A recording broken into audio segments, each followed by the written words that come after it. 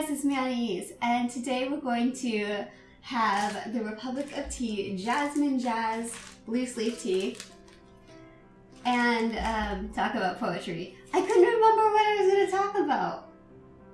So jasmine tea, green tea in general, is a little bit more delicate than black tea, so that means that it has a faster brew time.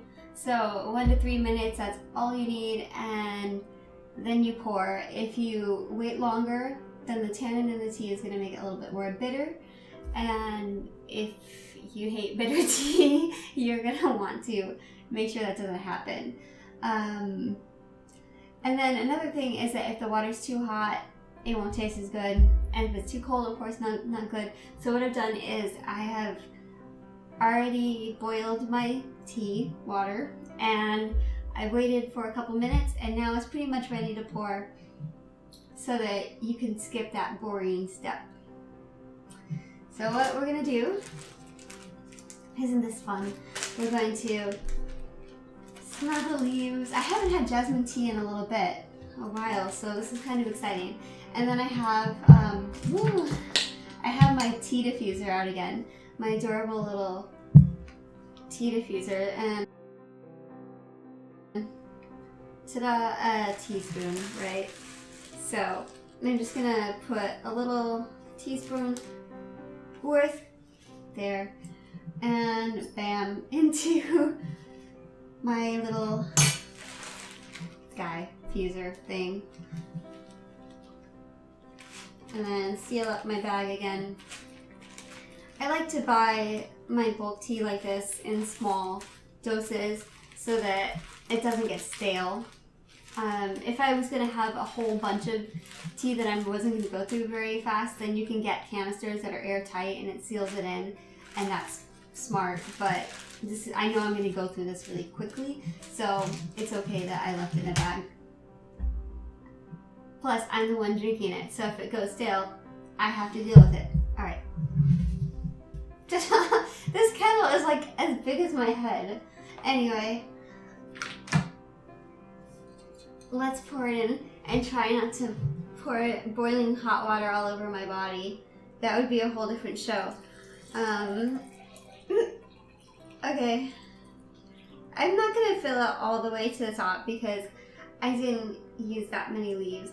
They're dancing in there though. All the little tea leaves are dancing. Very beautiful. I'm gonna put that down. Beep. And put this away. Okay, so what I'm gonna aim for is like a 2-minute brew time.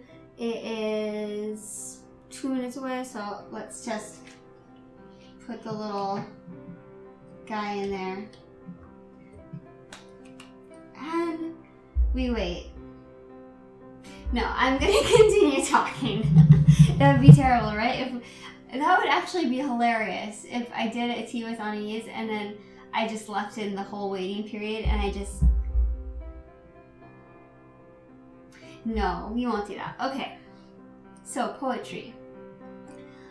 April is poetry month, and I am a poet. So it seems like I should have a tea with Anaïs that talks about poetry. Being that I have 3 books essentially of poetry that are published right now. I have 2 poetry collections, Bright Needles and the Whisper Collector, sorry. Oh my god, I'm reading my own book. I'm apologizing to myself. Oh my goodness, I'm so Canadian. I get my own title wrong and I apologize to myself.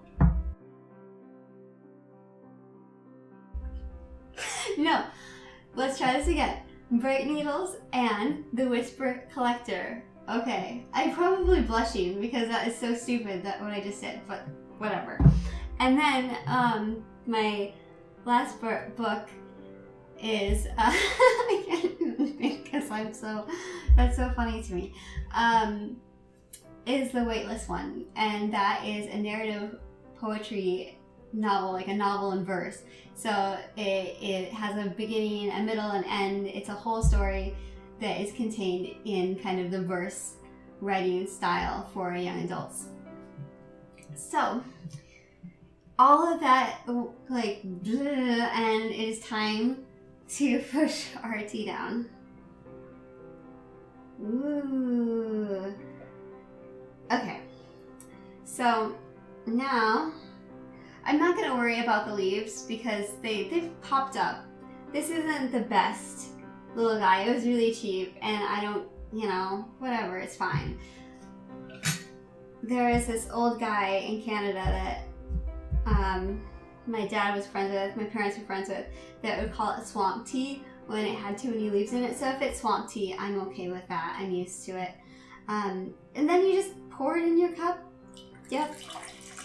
It's really kind of self-explanatory at this point. And then if it's a tea like this, a green tea, it's going to be a really delicate flavor. So with black tea, I will eat like chocolate or, all kinds of intense stuff. I was really excited. My latest book, the Weightless one, that one is doing pretty well on Amazon. So to celebrate, I got baklava. And I actually have it right here. I've been eating on it. It's almost gone. I have one more piece of baklava left. But I can't eat baklava with green tea. Well, I could eat baklava with green tea, but then I wouldn't be enjoying the flavor of the green tea because this tea is so delicate. So you need something delicate, which... The other thing that I got myself, this is ridiculous. I'm going to share because it's ridiculous what I've done. I got this gigantic, look, this like cookie that's as big as my head. I got this.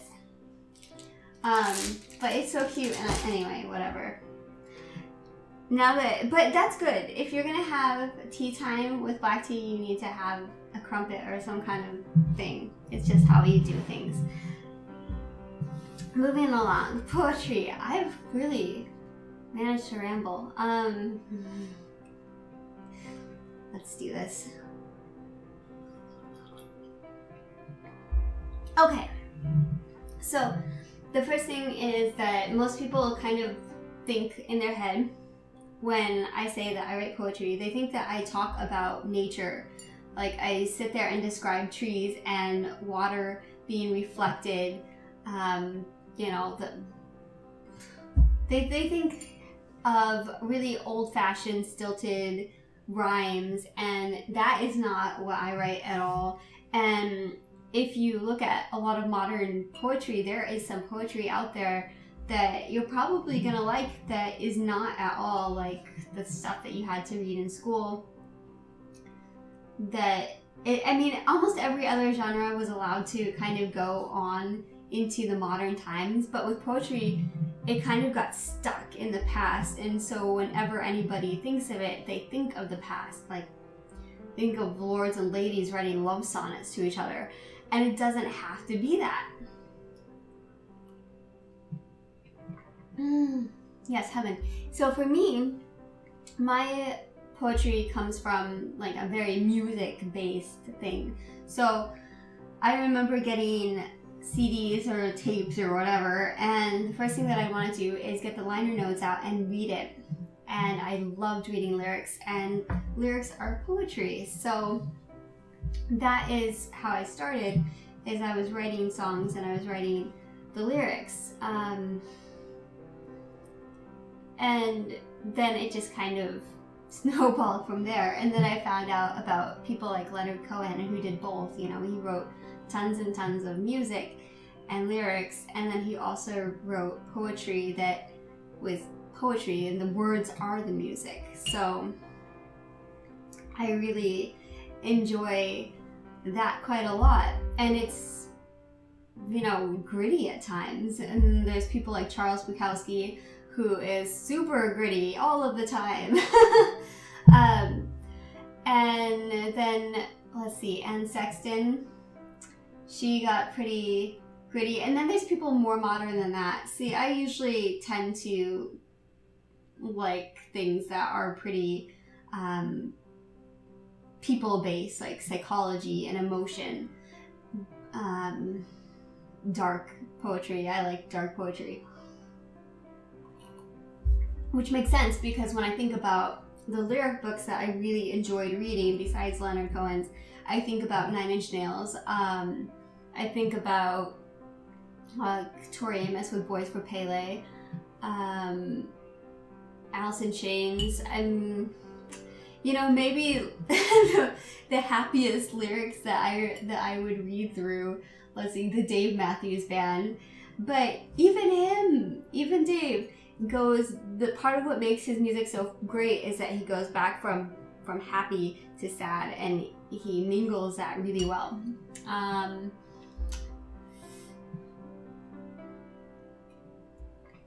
But anyway, the point is that poetry doesn't have to be,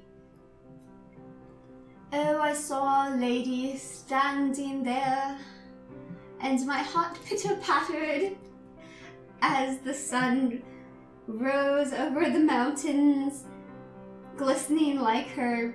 You know where I was going with that. Anyway, it doesn't have to be that. So what I'm going to do is share with you some poetry for Poetry Month. And this is my current kind of lyric book, my lyric book that I write. I'm writing songs, and it has all those in there so far. And I'm just gonna read some poetry songs.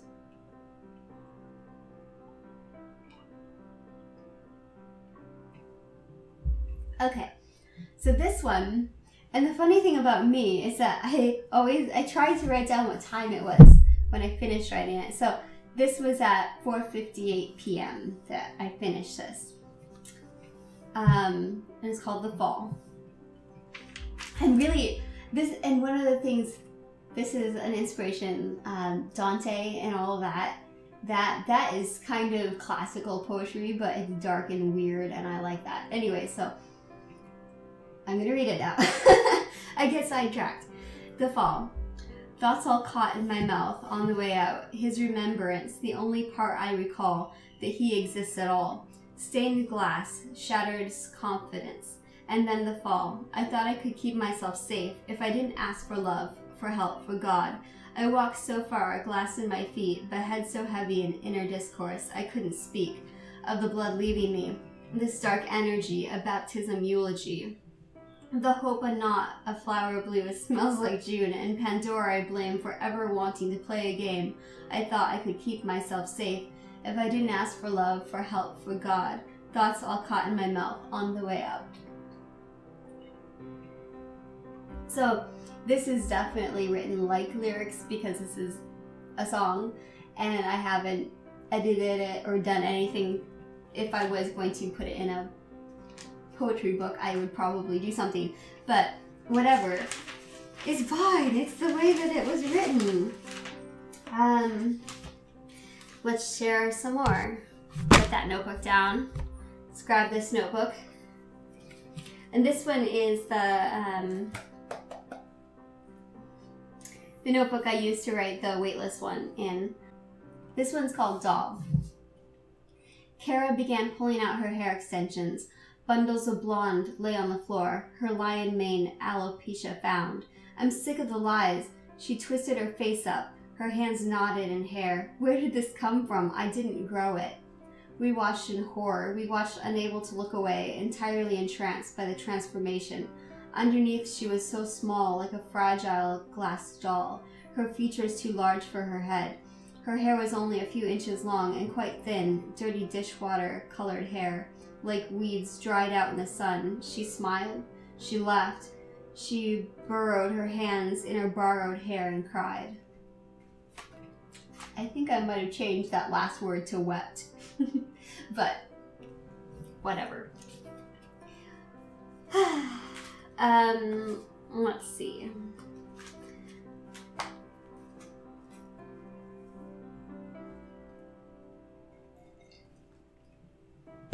One more time with feeling.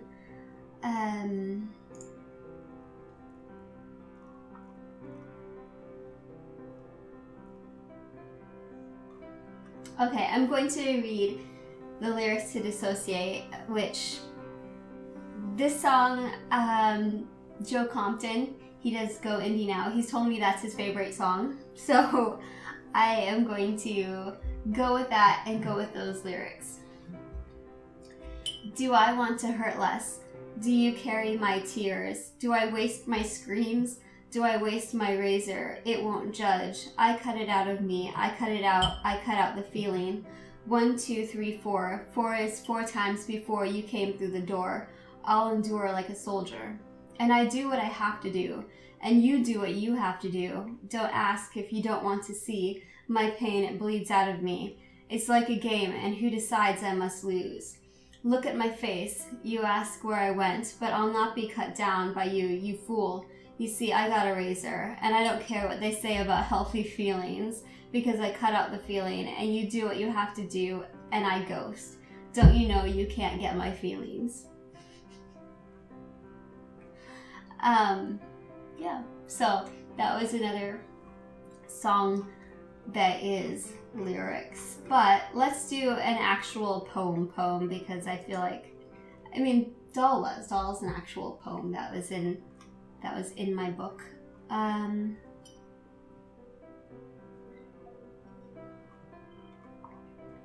Okay, I'll read one more. This one's Rusted from Bright Needles. And this is a poem. No song. I miss the way we used to talk. Now you're always spent working, and I am wordless when it comes to you. It makes me blue, a love which hinged on the door that opened into the frames of mind you used to produce has rusted with no use. Ta-da!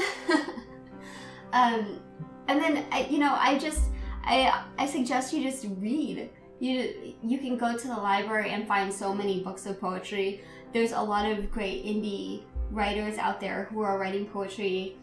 J.D. Estrada, I've read several of his poetry books this year. Anita, I'm spacing her last name, but I will definitely put it down below. She had horror haikus, and that was super interesting and cool. It was just cool because as like a horror writer who's writing these creepy little haikus, that's pretty neat. I love that book. And let's see, I've read so many poetry books lately. And then, you know what, a really awesome poetry book that is by Jorge Luis Borges, Selected Poems.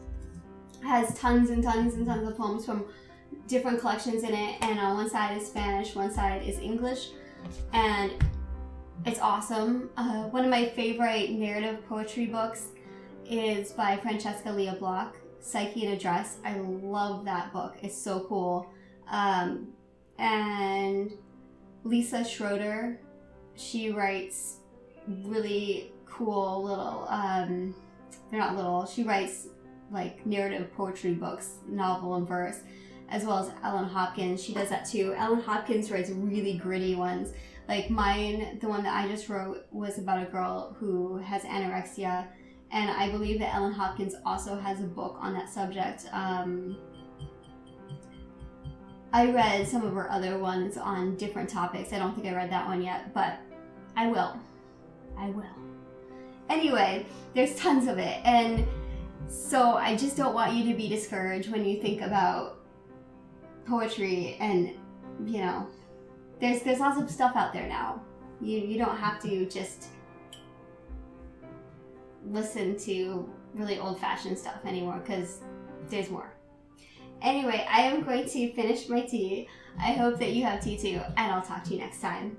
Goodbye.